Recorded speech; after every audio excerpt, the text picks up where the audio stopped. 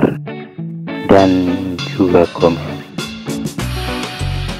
peta tempat gunungan dan kandang.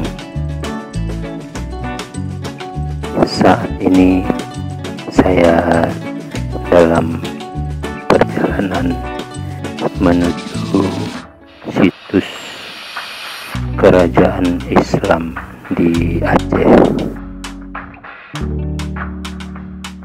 Namanya Komplek Taman Sari Gunungan.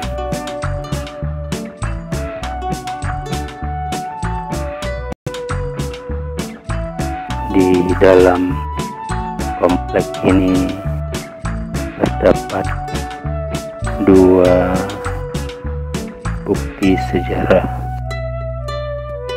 yaitu tempat bermain permaisuri raja dan kandang sebagai tempat peristirahatan menantu Sultan Iskandar Muda, yaitu Sultan Iskandar Thani,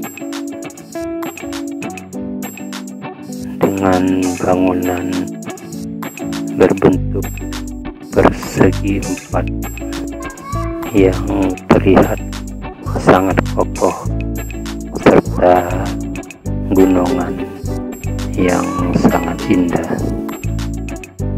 sebagai bukti kecintaan Sultan Iskandar Muda kepada permaisurinya.